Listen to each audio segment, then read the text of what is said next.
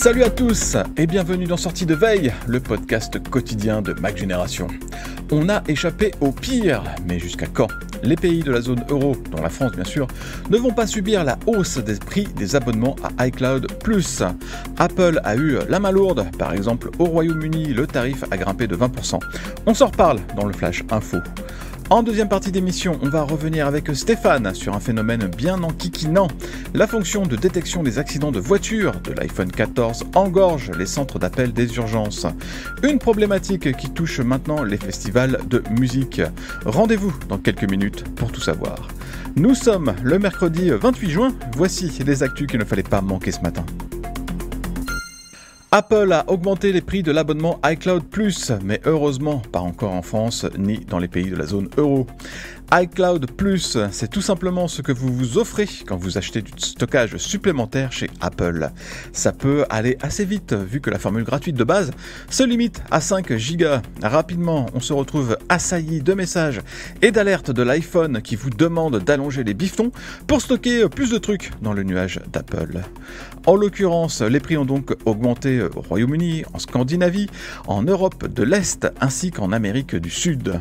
La hausse oscille entre 3 et 100% carrément en fonction des pays. De l'autre côté de la Manche par exemple, la formule 200 Go revient maintenant à 2,99 livres par mois contre 2,49 livres jusqu'à présent. C'est 20% plus cher tout de même. En France et dans les autres pays de la zone euro, les 200 Go reviennent à 2,99 €. On croise les doigts pour que ça reste comme ça encore un bon moment.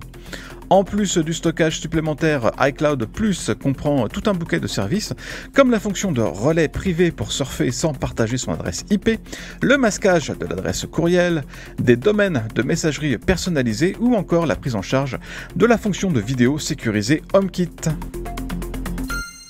tvOS 17, la prochaine version du système d'exploitation de l'Apple TV, contient finalement pas mal de nouveautés bien sympas et une d'entre elles pourrait bien séduire les amateurs de contenu qui ne sont pas disponibles en France. Je parle des VPN que tvOS va prendre en charge. Oui bon ok, Apple parle des clients éducation ou entreprise, mais on sait bien que les VPN vont surtout servir à accéder à Netflix US depuis chez nous, bande de petits canailloux. Pour le moment, il n'existe aucune application de VPN adaptée à la bêta de tvOS 17, mais il y a par exemple PureVPN qui annonce que son app sera disponible dans quelques semaines. Pour le moment, c'est donc impossible de tester cette fonction, même si tout est prévu dans les réglages du système. Il reste quand même à voir si Apple a mis des garde-fous pour éviter cette utilisation plus ou moins détournée des VPN. NordVPN redoute ainsi qu'il y ait des limitations pour les utilisateurs grand public et que les VPN ne soient réellement utilisables que par les clients entreprises. Pour tout savoir sur ce sujet des VPN dans tvOS 17, je vous renvoie vers le papier que Stéphane a publié hier sur le club Hygiène. L'Arcep en a plein son casque des fibreurs qui font mal leur travail.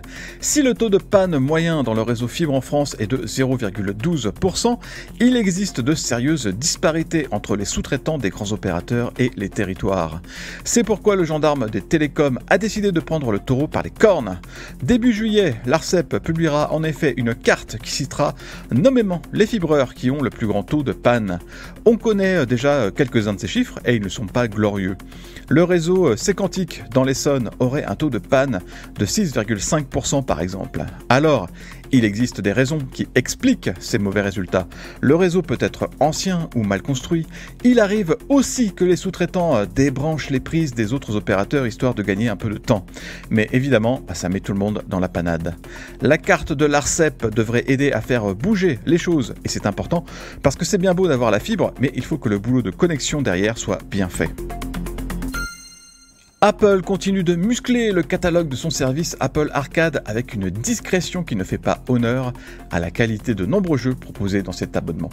En juillet, parmi les nouveautés qui vont s'ajouter à Apple Arcade, on en trouve au moins 2 qui sont plutôt cool. On commence avec Stardew Valley, un simulateur de ferme avec un soupçon d'aventure qui a déjà fait perdre des millions d'heures de productivité au monde entier.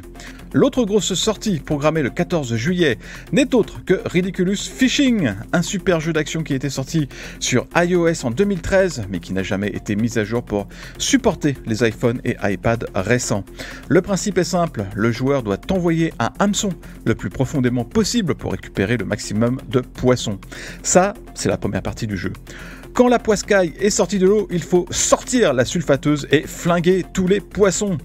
La présence de Ridiculous Fishing est assez étonnante puisque le studio à l'origine du jeu a fermé ses portes en 2020. Mais les développeurs ont quand même planché sur ce remake en 3D qui va aussi proposer des défis quotidiens et un mode compète.